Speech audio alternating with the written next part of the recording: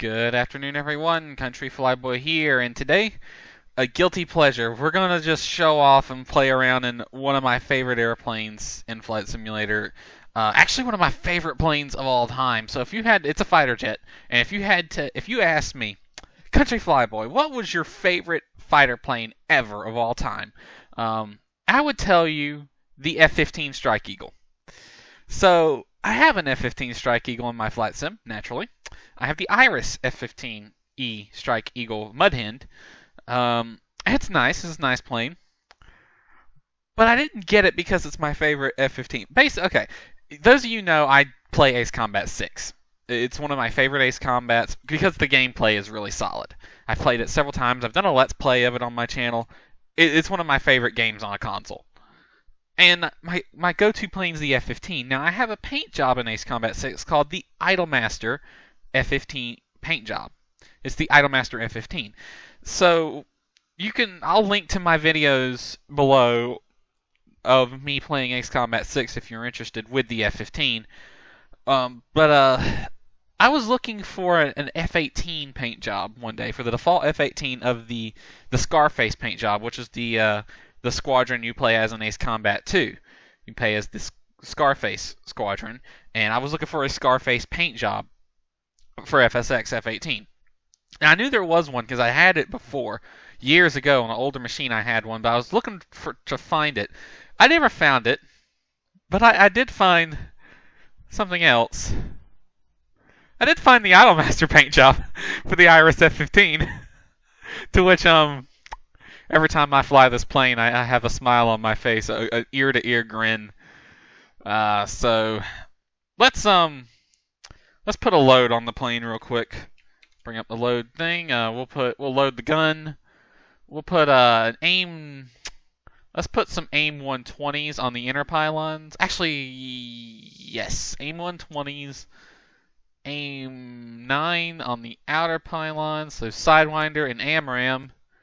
And let's load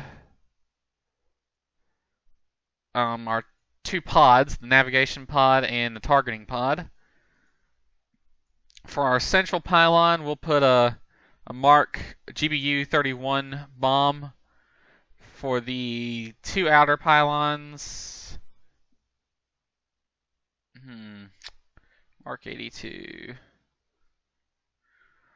Yeah, let's go with 4 Mark 82s either side. And for the underside wing pylons, we'll put a CBU 87, which is a cluster bomb. So we're rigged for air-to-ground support. Refuel the aircraft just because why not? I really like the F-15. This plane can carry a big load and it can go places. Like, it's unlike the F-15 or the F-18 that runs out of gas in 15 minutes. This thing can carry enough fuel to go to Mars. I swear to God, it's like it never runs out of fuel. Even without external tanks, it's got some pretty beefy tanks in there.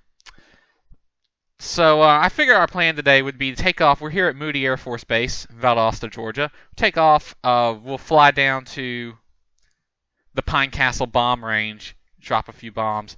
Actually, let's redo our load. Let's ditch the wing, except for our air-to-air missiles, and let's ditch the central one, and just go with the lighter load of the 8 GBU 82s, or not 82, yeah, 82s, Mark 82s.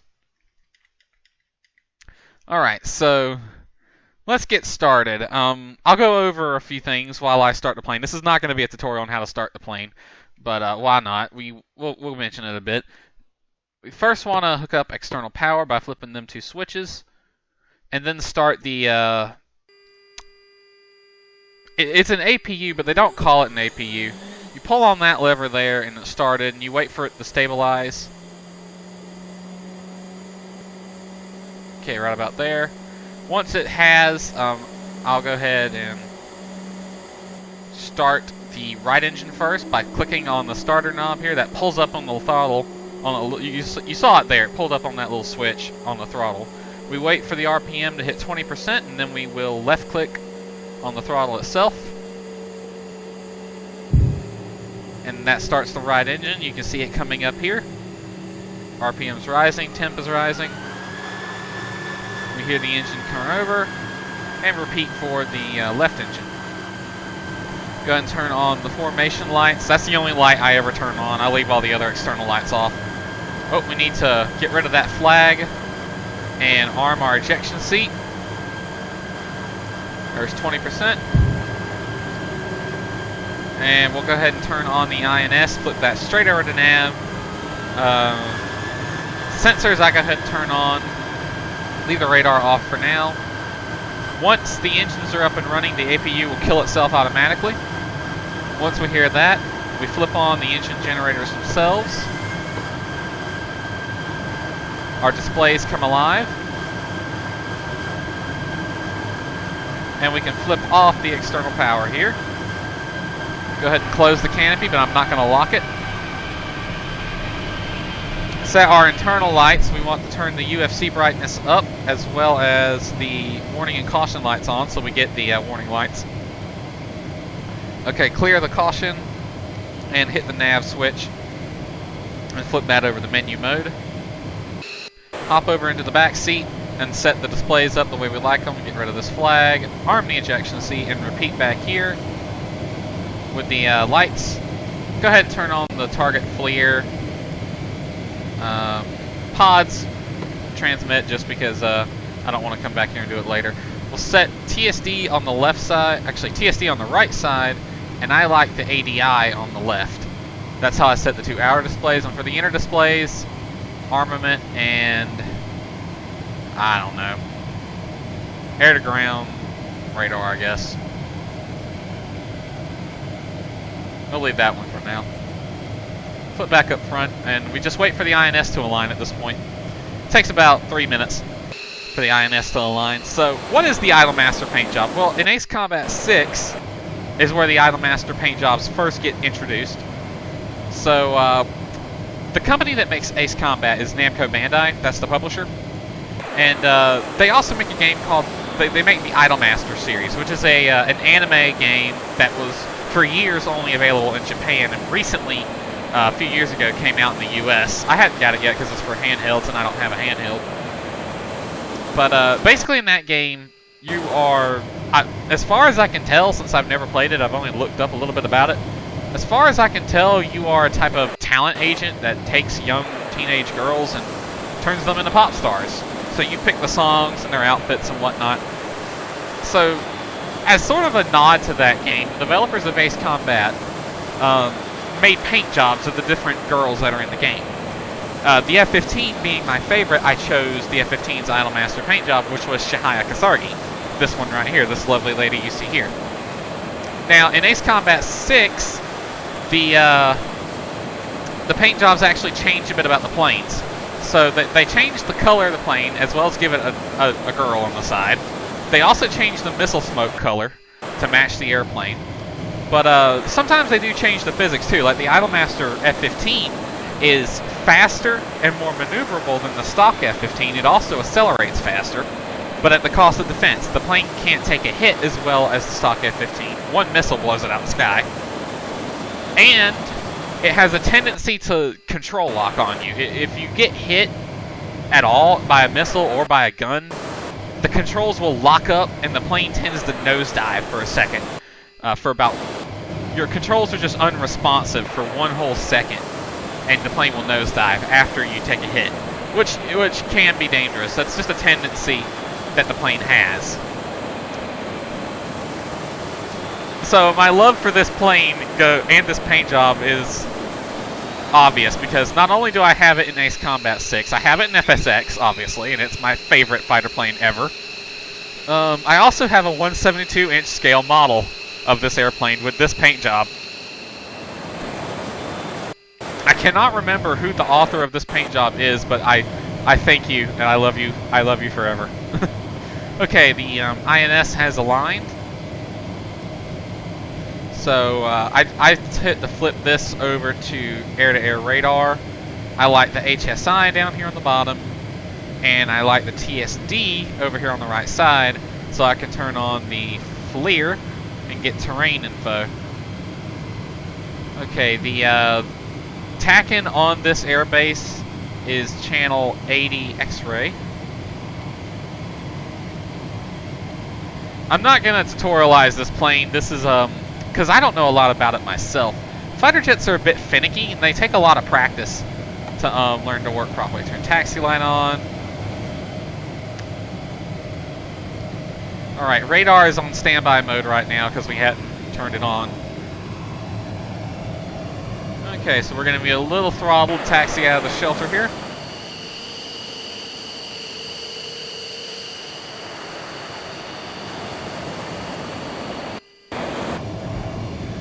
Follow the taxi lines out of the parking area.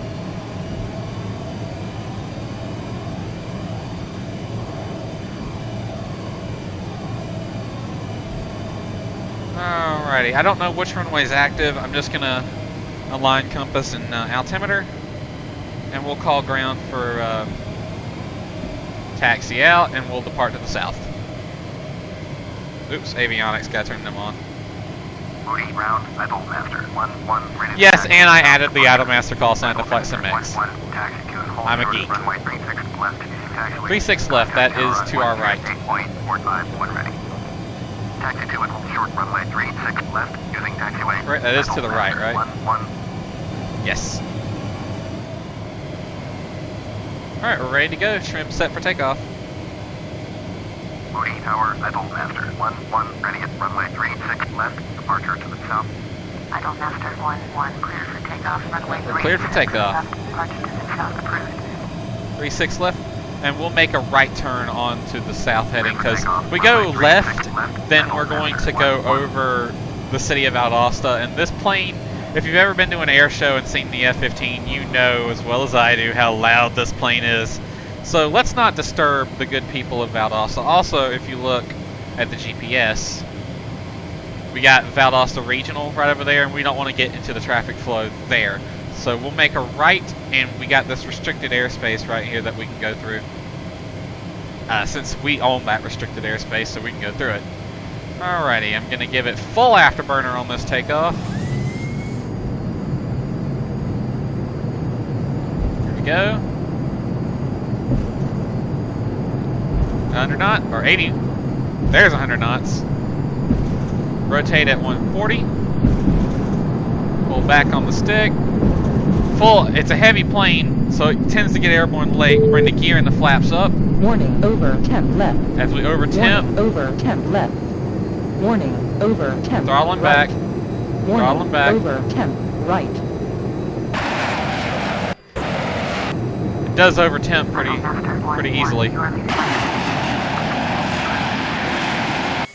We'll throttle up as much as I can. Full military power without afterburner. And we'll climb it up to 12,500. And we'll start a bank to the right. If the plane was lighter, I shouldn't have loaded it with full fuel, but I did. If the plane was lighter, this thing's like a freaking rocket sometimes.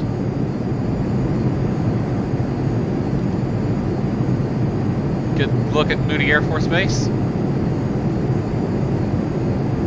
can see Valdosta Regional off in the distance.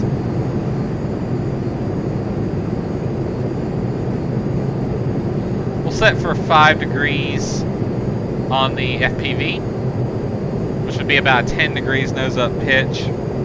About 8 probably, right there. And we'll let the plane speed up with a 4,000 foot per minute climb, so it's not like we're going to go anywhere. I can leave the landing light on because that's attached to the nose gear. So when the nose gear goes up, it shuts off anyway.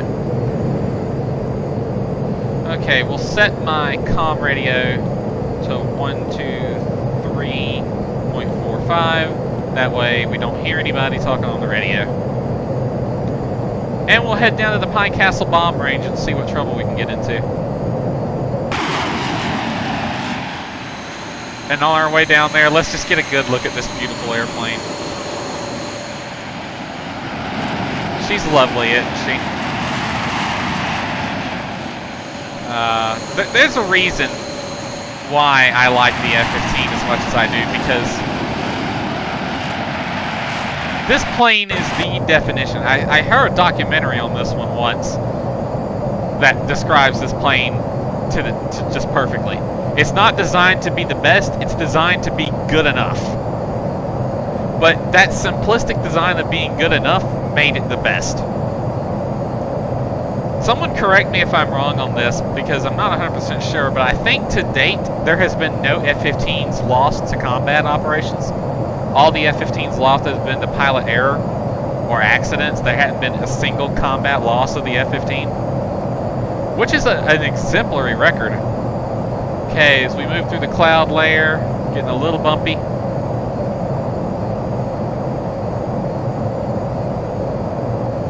Alright, I'm gonna fly it down to Pine Castle bomb range and we'll drop some bombs. I like this view. You get a good detail at the exhaust nozzles on this plane. Look at that. Iris did a great job on this airplane. I got the autopilot flying it right now. Alright, that's the Pine Castle bomb range directly in front of us. That circle right there. It's right in the middle. And that circle's restricted airspace from the surface up to like 20,000 feet. Alright, so let's set the aircraft up for combat. We're going to switch it over to air-to-ground mode. Air-to-ground armament select. Air-to-ground radar is on standby. Do we even have an air-to-ground radar set up right now? We do not. That's fine. We're dropping unguided bombs anyway. So let's set TSD here, because I need to be able, let's put it center. Let's put the aircraft in the center. I need to be able to see where the airspace is at. Okay, we got 8 Mark 82s on the center pylons. Okay, the Pine Castle bomb range has come into view. What about you? Let's set the threat warning, ICS emissions, and let's turn on the emissions limiter since we're not going to be using the radar. Alrighty, so for our first attack run, we'll set both pylons, release multiple. We only have 8 bombs, so we need to keep a track of that. We're going to release multiple. That means it's going to drop 2 bombs, 1 from each pylon.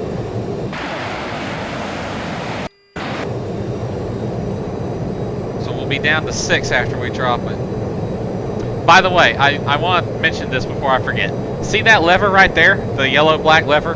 Under no circumstances should you ever push that lever. I found out the hard way. There is a click spot there. Don't click on it. I found out the hard way what that lever does. That's the canopy ejection lever. That detaches the canopy. You pull that lever and your canopy will just fuck off. It will go away and you'll never see it again. And it will land on someone's house, and that will cost the government a lot of money.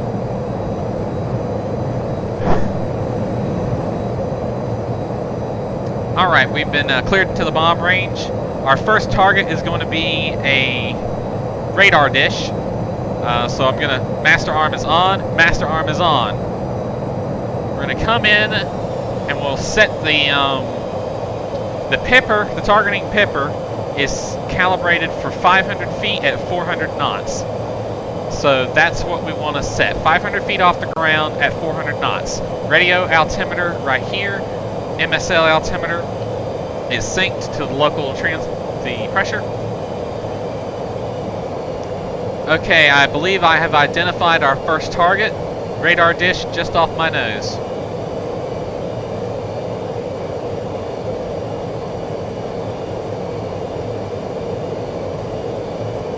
So I am not coming in any kind of legitly. I do not know combat tactics very well, aside from a few basic air-to-air maneuvers. And really, with the draw distance in FSX, it's really hard to get a good idea of which one of these things is your actual target before you get close.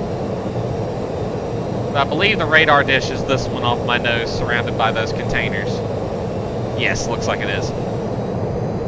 Alright. Releasing in 3, 2, 1. Low Pickle. altitude. Low altitude. Something blew up. Okay, looks like we hit about 300 meters off target. Adjust 300 meters south of target. Alright, so we're down to 6 bombs.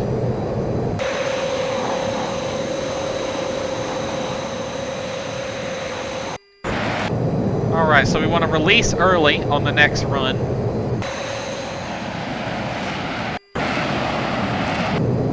Oh, look at the vapor effects on the wings. Isn't that nice? That's an awesome effect. Good job, Iris. You did a lovely job on this plane. Okay, target is identified. Cleared hot. We'll release early on this run. Adjusting 300 meters south target. Low 3, altitude. 2, Low 1, altitude. pickle.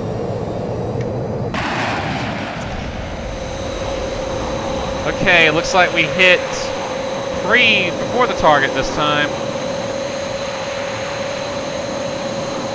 So let's switch targets. Let's switch to that one right there, that little camp on the other side of the run. Okay, let's set for a release station. I believe that will release one from each station as you fire. So release single, this one here, will just release one from whichever station you have selected. So one from that, and release station will release from the stations. I don't know what the difference is. I really don't. Okay, we are beamed that target.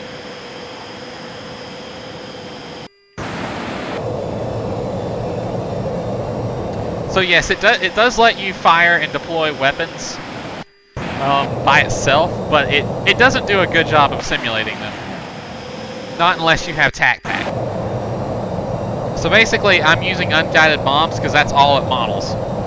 Even if I had the guided GPU bombs and the targeting pods for the guided GPU bombs, they still function as unguided bombs as far as this airplane is concerned. Which sucks, but yeah, what are you gonna do? I don't have TAC pack, mostly because I don't really feel like spending the money on TAC pack because it's probably not something I'll use on a regular basis. Alright, we have release station set. We are cleared hot on the 10s. We'll release early. We'll release about a second early. So 3, 2, 1, pickle. Direct hit. Good effect on target. Nice crater. If you're wondering where I got the Pine Castle bomb range scenery, this scenery is not default. I actually made this. It's a quick scenery that I threw together. But you can look at this location on Google Earth. We're just north of Orlando International because you can see Orlando's Class Bravo right here. In fact, there's Orlando International coming on the display edge, and we're just north of it. Okay, for our last run, we're going to set release multiples. Actually, we'll do 2 more runs. We'll do a quick target. We'll pick a target. Cleared hot. On target. On target. We can pick our own target on this one. I'm going to pick that one right there off my nose. Releasing in 3, 2, 1. Pickle.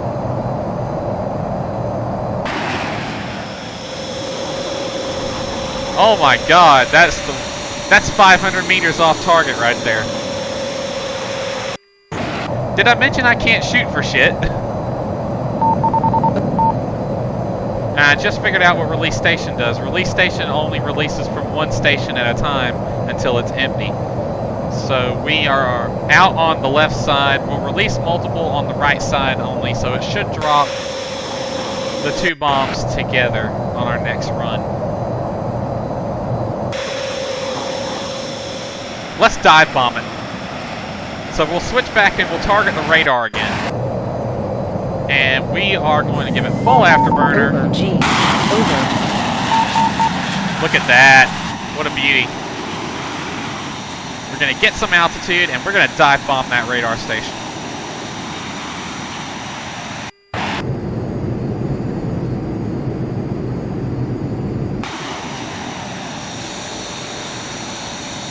Alright, we'll roll over. Identify our target. Target identified. Throttle out.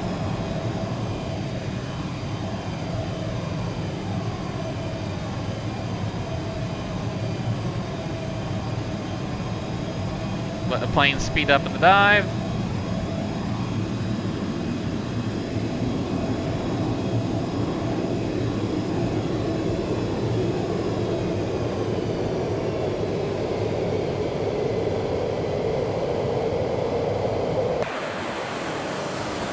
Obstacle ahead.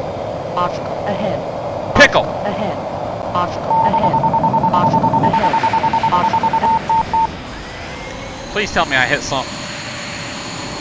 Ah, I'm still off target. 300 meters off target, actually.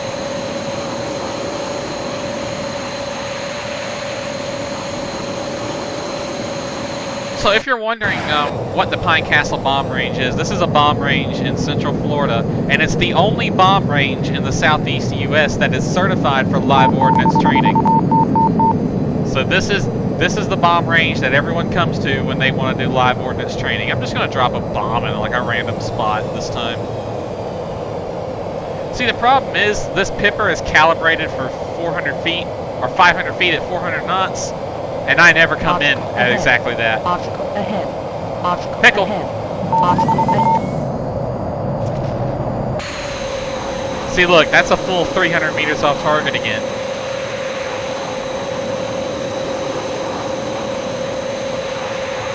That might be more or less. It looks like 300 meters to me, but I'm not very good with metric. Like I understand metric, but I'm not good at estimating distances with metric. Alright, that is our load drop. We're switching back to nav mode. Oh, we gotta flip off master arm first, then switch over to nav mode. Turn off the emissions limiter. Okay, what's one of the inherent problems of a fighter jet in a combat situation? How do you take an airplane that moves at 500 knots and 100 feet off the ground and land it? You can't treat it like a civilian airliner and just slow it down and bring it down gradually from 50 miles out. It doesn't work that way. You need to keep its speed up as fast as possible until the very last second so it's less vulnerable to ground fire. But how do you do that when you need to slow it down in order to land it? Well, that is where tactical approaches come in. Tactical approaches are designed to take airplanes from high speed, low altitude, or from moderate speed, high altitude, to a landing quickly and with as minimal risk to enemy fire as possible. So there's two that I know of for fighter jets, and there's one for the bigger airplanes that I know of. The two I know of for fighter jets, the one is the one we're going to fly today, and the other one that the Navy likes to fly called the fleet brake. We're going to fly what's called the overhead brake, and you'll see what that is in a second. The other tactical approach for the bigger airplanes is the corkscrew approach, which I've done before, but they start at a moderately high altitude, and they slow down right above the airport, and then they just spiral down over the airport. The fleet brake, the other one for the tactical planes, is you come over at about traffic pattern altitude at high speed, and then you break off one direction, and you pull a 4G turn to slow the plane down and get onto the downwind leg. That's fine for Navy planes on an aircraft carrier, but the Air Force planes tend to be a little bit faster than Navy airplanes. So I'm going to call Moody Air Force Base Tower, and we'll see what runway they're using. Moody Tower, IdolMaster 1115 miles southeast of land.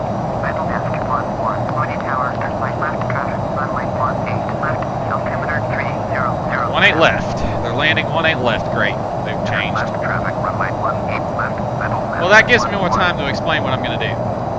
Okay, so the overhead brake, what we are going to perform is we come in low to the ground at really high speed. See, the fleet brake, the other tactical approach, you come in at high speed and you're off the ground a bit. You're about 1,000 feet above the ground. But here, so you're slightly vulnerable to enemy fire with that one. You're most vulnerable when you're on final approach. So from the 90 down is when you're most vulnerable on a tactical approach. Low altitude. Low altitude. But with the fleet brake, you're vulnerable for a good bit whenever you're not making a turn. The the overhead brake, the one I'm going to perform, you're not as vulnerable on the fleet brake because you're turning pretty much constantly. Okay, we're going to get a beam to runway, and we keep it low, so we're low speed, we're high speed, low altitude, so it's really hard for an enemy to target us from the ground right now. Also, we want to turn on emissions limiter, and we want to have our Rio back there shooting out the countermeasures as we do this. Let me flop over to the Rio seat and set semi-auto on the countermeasures. IdolMaster 1-1, wind call, clear to land runway 18, left thunderstorms in the area, caution, wind shear report on final. Okay, yeah, I see the thunderstorms and there is wind shear reported on final. Runway Great. 18 left, IdolMaster. Not the best day to do the overhead brake, but we're going to do it. Okay, so high speed, low altitude. Name of the game right here. Now, right now we're at 500 feet. That's just so that we can clear obstacles. Once we get on the field itself, I'm going to drop it down to like 100 feet or so. But we're not going to slow down. Not yet.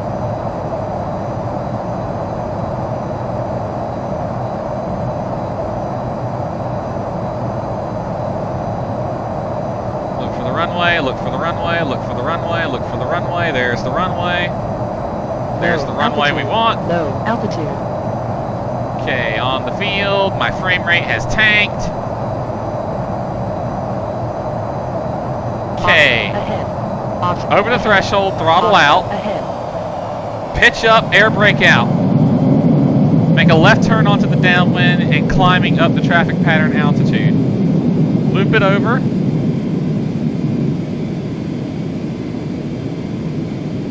Air brake in as we go through 250. Countermeasures would be shooting out left and right as we did this. And see, now we are at traffic pattern altitude, 200 knots, ready to go. So beam the numbers, drop gear and flaps. This is our most vulnerable right here because we're slow and we're level. So we're immediately going to start the turn. We don't want to hang around here very long because we are very vulnerable to enemy fire right now. We're going to give it some throttle so we don't smash it to the dirt prematurely. As we turn it over, this is not the best example of the overhead brake. This is generally the idea of it, is a hard climbing turn as you pass over the touchdown zone.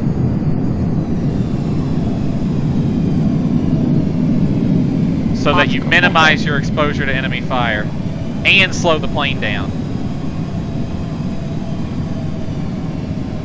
Now, I have arresting gear on this airport, but that arresting gear does not work. That's nothing more than a scenery object. We're going to touch down early. Oh, we just touched down on the EMAS. That would have been bad.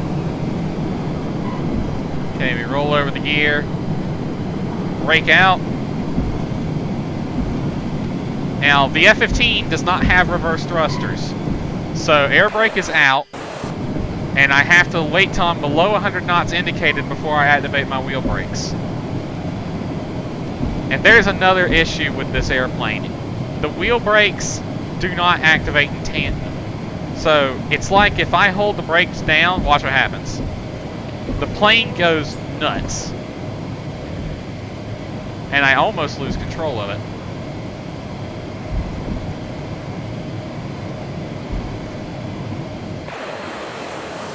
But yeah, this plane does not have reverse thrust, nor does it have a drogue chute. So that's typical with Air Force planes. They need a nice long runway. I mean, look, I'm just now really back there at that taxiway slowed down enough that I could turn off. Look how much of this runway I ate up. And this is not a small runway either. This is like a... No, 1/8 left. This is a 9,300 foot runway. It's a huge motherfucker. And I ate up pretty much all of it. Now, other landing, I touched down on the EMAS too, so I touched down really early. That's bad what I just did. It hit down the EMAS that hard, that would have been a crash in real life. The EMAS is this right here with these arrows, that's collapsible pavement. So basically, if a plane goes on that, The pavement is engineered. EMAS is Engineered Material Arresting System. Contact ground on 120.625. So that pavement will collapse underneath the weight of an airplane. That's exactly what it's supposed to do. It's designed to help slow the plane down. It's not simulated in FSX, sadly.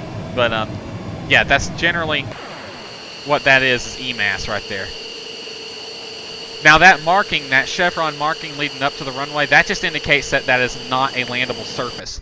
Typically, though, that also means it's EMAS. Alright, that was my video on the IdolMaster F15, my personal favorite fighter jet ever of all time. Hope you enjoyed it, and we will see you next time.